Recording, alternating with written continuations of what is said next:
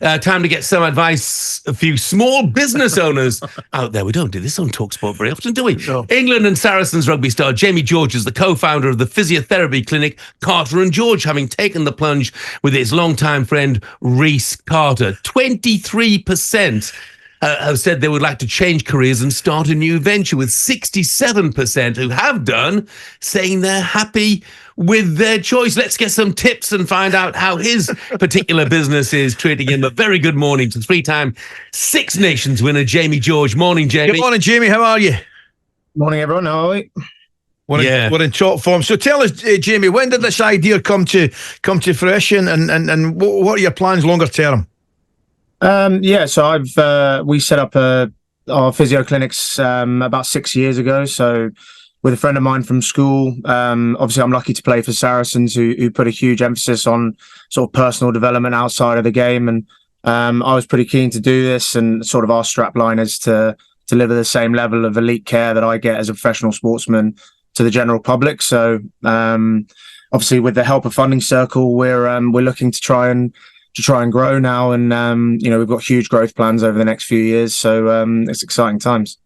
Well, I want to ask you about that specifically, Jamie, because it is something, funnily enough, that I've been talking about with I've got 5 boys, a couple of boys in the family, because they play sport, they get tweaks here and injuries, and there's nowhere really for them to go to. I mean, clearly there are 1 or 2 places, but do you go to a doctor? Do you go and try and search a physiotherapist? So this is a kind of niche in the market that you found. Yeah, definitely. And I think, what we see as professional sportsmen is we're so privileged to have the link between doctors, physiotherapists, strength and conditioning coaches, all on one site. So we wanted to give that holistic approach to the general public, really. So all of our clinics have gyms on site. We have S&C coaches. We have sports doctors. So, like you say, it's so difficult sometimes to know where to go, but, we're sort of a one-stop shop to try and give people the exact sort of care that they need to actually get better. While we've got you here, Jamie, somebody else, not a million miles away from me, is also starting their own business. Just have a listen. Welcome to Ali McCoy's Commentary Clinic. No getting away from it. They are a team that I thought, but you know something? A simple 25-year course on how to be the best. You can feel it. You can just sniff it out, Oh, aye. As crazy as it may seem.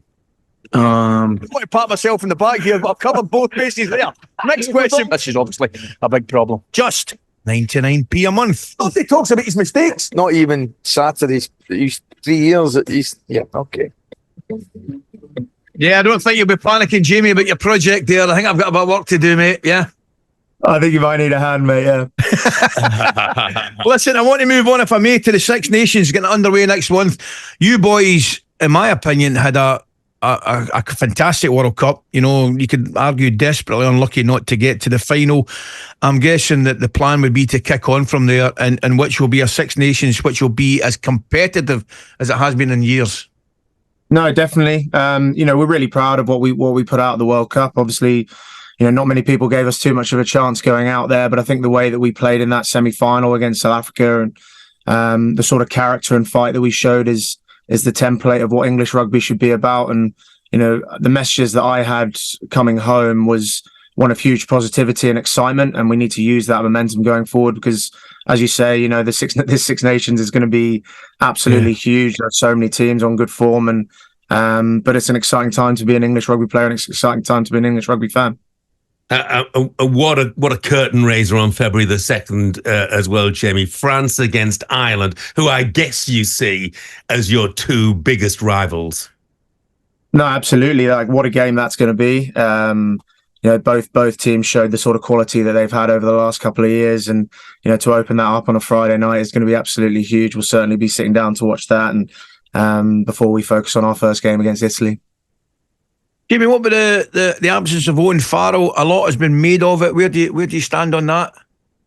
Look, any team without Owen is worse off, because he's a world-class player, but at the same time we've got huge quality in that position. Marcus Smith, an amazing young player. George Ford, someone who's been around the block and an incredible player also. I've been lucky enough to play with. I'm obviously a huge fan of Owen's. I've played with him for a very long time, and it's going to be difficult, but at the same time, there's huge talent in that squad, and you know, like I say, there's huge excitement about where we can go as a team. It'd be a massive blow, though, wouldn't it, Jamie, if, you know, the Premiership was to lose Owen Farrell to French rugby, which seems to be on the cards. Yeah, look, I don't know for sure what's exactly going on there. Obviously, like I say, I'm close with Owen, and you know, as I said before, Owen's an absolutely incredible player, he's an absolutely incredible person. So, you know, whatever he decides to do, that league will definitely be better off. Brilliant, Jamie. Jamie, Really really look much. forward to the Six Nations, mate. Indeed, Thanks, yeah, guys. absolutely. I got a text for this in.